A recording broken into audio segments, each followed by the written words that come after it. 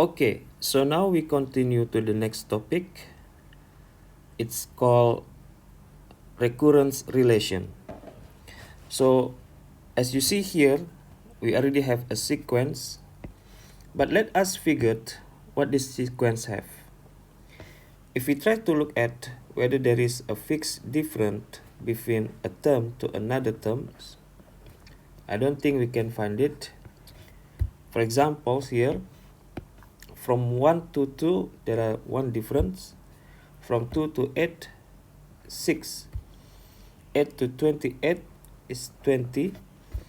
And then 28 to 100, that will be 72. And so on. So definitely this is not arithmetic sequence. And if we try to figure whether this is a geometric sequence, so it should have a fixed ratio. But if we check the ratio, over here is 2 over 1. Over here is 8 over 4. Sorry, over 2. Over here is 28 over 8. Over here is 100 over 28. 2 over 1, we get 2. 8 over 2, we get 4. 28 over 8, we have 7 over 2. And 100 over 28, we have 25 over 7. So this is also not fixed ratio. Definitely this is not arithmetic, this is not geometric. But this is a sequence, and there is a formula to calculate the term to another terms. So quickly, I can tell you that the formula for this sequence is calculated by an 2 n minus 1 plus 3 n minus 2. We call it this as a homogeneous recurrence relations with initial value a0 equal to 1 and a1 equal to 2. So in this case, for example, to calculate a2 next, we really need info of the previous two sequence, which is a1 and a2 over here. To calculate a3, we need info about a2 and a1 over here. And to calculate a4, we need info about a3 and a2 over here. And so on like that. So imagine if we would like to calculate a 1000. So meaning to calculate a thousands, we need info about a 999 and 9998. But to calculate a 999, we need info about a 998 and a 997. Over here, to calculate a 998, we need info about a 997, a 998, and so on over here until we get a0, a1, like that. So it's quite difficult if we have recurrence relations like this and do it manually. Of course, if you're doing by computer, that will be easier and faster. But then what we can do, in order we can have a formula as we found in arithmetic sequence or geometric sequence, for examples. In arithmetic sequence, we have the general formula un u1 plus n minus 1 times b. And geometric sequence, we have formula and then AR and minus 1. These two formula is already generic formula.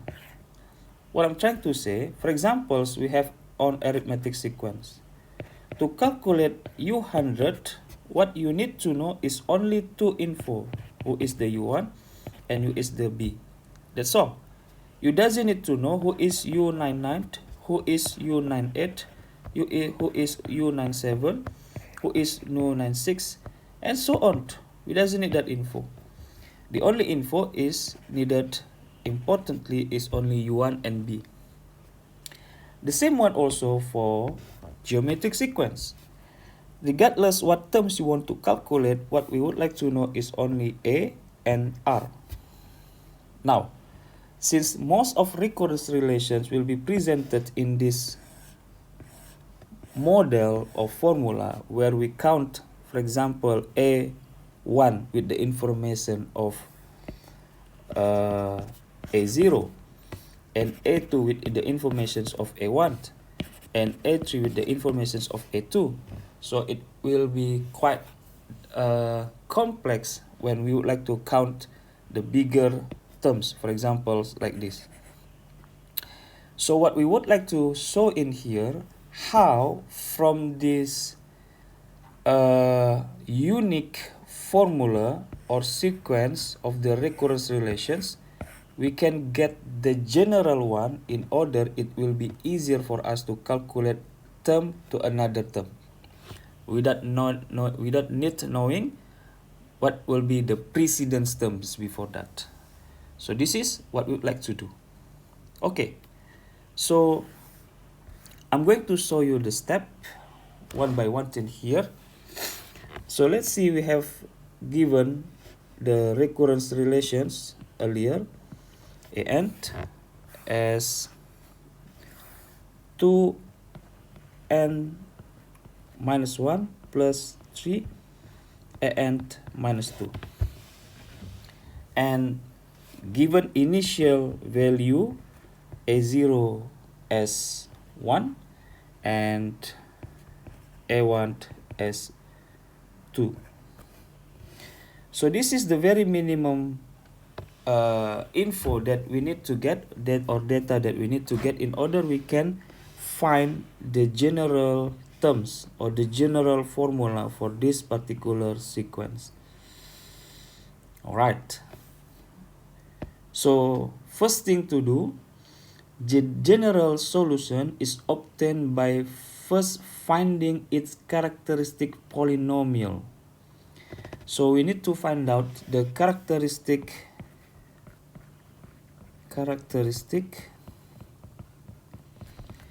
polynomial for this particular sequence or formula over here. And then we need to find out the roots, whether it is x1, x2, x3. It depends what degree is our polynomial. If it is 2 degrees, then we only need to find out x1 and x2. Okay, so let's just do it since we have already this one. So the characteristic polynomial, we put delta x, that will be equal to x squared minus 2x minus 3. All right. Do not surprise from where I get this one. So this is how the transformation is done. Okay, I will do it one more time. We have that formula, so we can transfer like this: an minus 2, an minus 1 minus 3, an minus 2 equal to 0. So sort of like I move all the components to the left sides of the equal sign, and the other side becomes 0. Okay, so from this point you are okay, yeah? Now the characteristic of an, that will become x squared.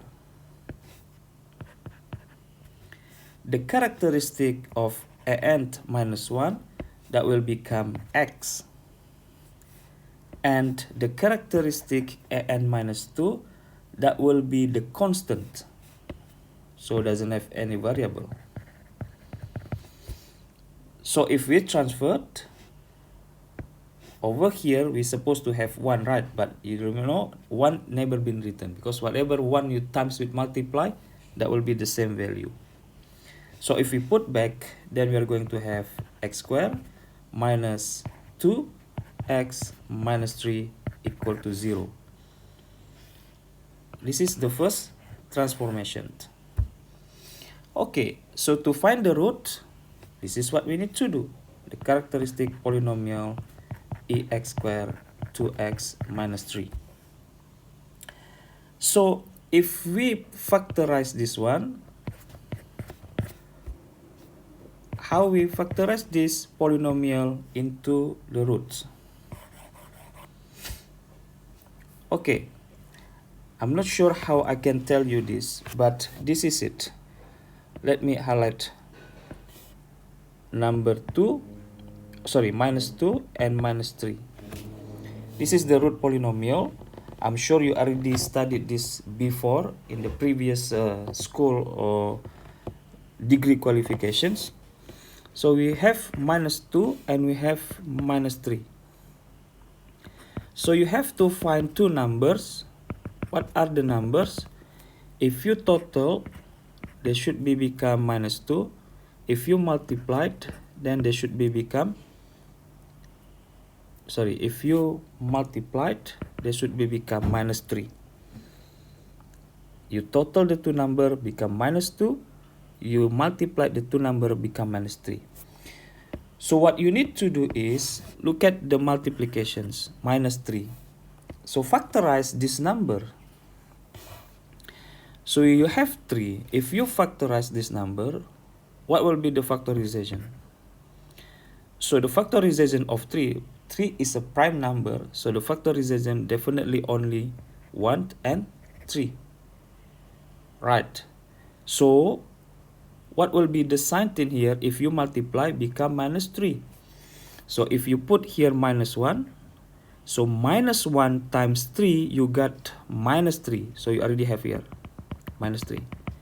But if you adding minus 1 plus 3, what number you get? 2. Positive. But what you want to is not positive. You want minus 2. So in order this one become minus 2, we might just need to exchange the signs. So instead of minus 1 and 3, the number should be 1 and minus 3. Okay. So 1 with minus 3, if you total, become minus 2. Exactly the number that we would like to get. If you multiply 1 minus times minus 3, if you multiply, the number will be minus 3. So this is the easiest way you can do. Just find the factorization first and then try to work with the numbers, which one is matched. So now as we have the numbers of the factorization is 1 and minus 3, so we put back into the problem over here. So plus 1 minus 3. So from here we get 2 factorization, x plus 1 equal to 0, x minus 3 equal to 0. Okay, so since x plus 1 equal to 0, so we know that x is minus 1. Here x minus 3 equal to 0, so x here is 3. So this is the first root, this is the second root. Okay, so what next to do over here? So the general form of the recurrence relations is given by an equal to C1 constant R1, the first root to the power of n, plus C2, the second constant, times R2, the second constant, the second root to the power of n. So this is the general form. Now, since we already have the root 1 and root 2, which is over here, I put as x1, but this is can be R1, x2 is R2. Regardless, you can just switch, doesn't have any problem in here, as long as you consistent with the calculations. Now, since we already have R1 and R2, what you need to find out next is C1 and C2, which is we not yet have. So to get C1 and C2, this is what we do. Remember that we are given the initial value over here. So this initial value is very important to help us to get the constant. So let me just duplicate this and bring down here. All right. So when we have A0, meaning n is 0. When we have A1, meaning n is 1 over here. So let's just substitute. So first, an C1, root 1 minus 1 to the power of n plus C2, root 2 equal to, earlier is 3, so 3 to the power of n. Okay, so substitute now. For n equal to 0, so it's A0, C1 minus 1 to the power of 0 plus C2, 3 to the power of 0. Our A1, according to the data given, is 1. C1 minus 1 to the power of 0 is 1. Any number powered by 0 should be equal to 1. Plus C2, 3 to the power of 0 is 1. So if we work this, 1 equal to C1 plus C2. So this is the first sequence we get. Whole first, because we need this one later on. Now continue for n equal to 1. So it will be A1, C1 minus 1 to the power of 1, C2, 3 to the power of 1. A1, according to the data given, is 2. So what we have here, C1 minus 1 to the power of 1 is minus 1, plus C2, 3 to the power of 1, we get 3. So if we work this one, we get 2. Minus 1 times C1, we get minus 1. Minus 1 times C1, we get minus C1. We didn't write the number 1, yeah? Plus 3 C2. So we get the second questions. Now from here, first questions and the second question, definitely we can find out what is C1 and C2. Okay, so from 1, we can see that C1 equal to 1 minus C2. Please figure how I do this. I just need to find out what will be C1 from the first equations over there. Okay, if you're okay with that, then we continue. Since we got already C1, substitute to equations 2, which is 2 equal to minus, our C1 is 1 minus C2 plus 3 times C2. Let's work this one. So 2 minus 1 times 1, we get minus 1. Minus 1 times minus C2, we get plus C2. Plus over here is 3 C2. So 2 minus 1, minus 1, 1 C2 plus 3 C2. So we have 4 C2. Okay, correct, yeah? So next, if we work this one, then we get 3 equal to 4 C2. So from here, we can calculate C2 is 3 over 4. Correct.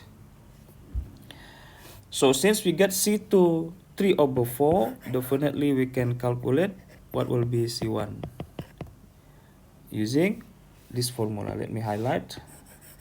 Let me just indicate this one as 3. Okay.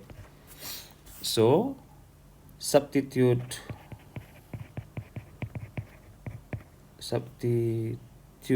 correct, C2 to 3 to 3. Then we get C1 earlier is 1 minus C2. So 1 minus C2. So it's 1 minus 3 over 4. Then we got 1 minus 3 over 4 is 1 over 4. Done. We get C1 and we get C2. So over here, C1 equal to 1 over 4. Now we can already put it back to the general form, which is the one that we have over here.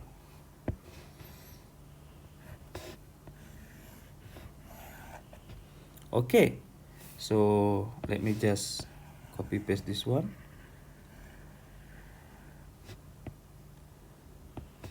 So we bring this one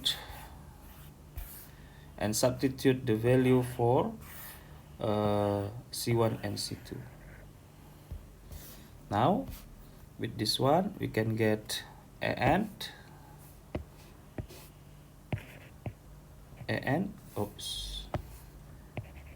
equal to C1 1 over 4 times minus 1 to the power of n plus C2 will be 3 over 4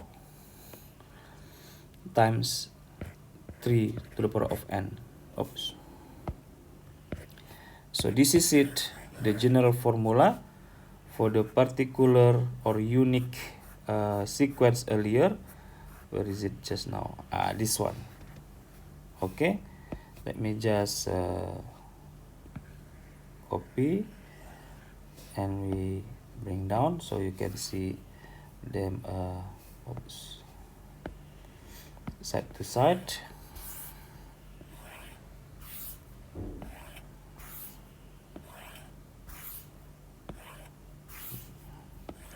Here. So now this is it, the unique one, and this one is the general one. For this one we need info of the precedence terms, but for this one we doesn't need anymore. All right, we can check given earlier A0 is what is it again, 1 and 2. So 1 and A1 is 2. From here we doesn't need that info, so let's calculate A2. So if A2, that will be 2A 2 minus 1 plus 3A 2 minus 2. So A2 will be 2A 2 minus 1 1 plus 3 2 minus 2 A 0. So A2 will be 2 times A1 is 2 plus 3 A0, which is 1. So over here we have A2 is equal to 4 plus 3, then we get 7. Alright, so exactly we need the info of the previous term, which is in this case A0 and A1. Let's do this using this formula. Do we need A1 and A0? No need. We can just step up for n equal to 3, because we would like to calculate, sorry, not 3, 2. So we just need to substitute the formula. A2 will be 1 over 4 times minus 1 to the power of 2 plus 3 over 4 times 3 to the power of 2. So we have A2 minus 1 to the power of 2 minus to the power of even, so it becomes positive, minus 1 times minus 1.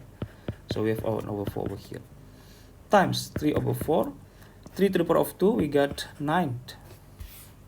So if we work this number, A2 will be 1 over 4 plus 3 times 9, we get 27 over 4. So it's 28 over 4, then we got 7. Boom, it's the same numbers. Without need to know about what will be the precedence of the previous terms. Again, if you would like to calculate 100, definitely using this formula, an equal to, what is it again? 1 over 4 minus 1 to the power of n plus 3 over 4 times 3 to the power of n. You can just simply calculate. But if you use the unique formula here to calculate A100, you need to calculate first A99 and A98. And so on and so on. To calculate A99, you need to know about A98 and A97, and so on and so on. So this is the importance of knowing general formula when we are given a recurrence relations in this case. Alright, so it's quite different with having arithmetic sequence and geometric sequence. So recurrence relations normally will be presented in this formula with given initial condition. Then what we need to do is to find out the general terms which formula with an c1 r1 to the power of n plus c2 r2 to the power of n. So this will be the general formula for all cases, except there are specific cases later on, then we need a different formula. Okay, so I will show you one more time using a different examples. Use given a specific recurrence relations, and we need to find out the general formula using this pattern. And then the next example again, I'm going to show you a different general form of these recurrence relations and when we have to use that. Okay, so that's all for this video. Let's continue to the next one.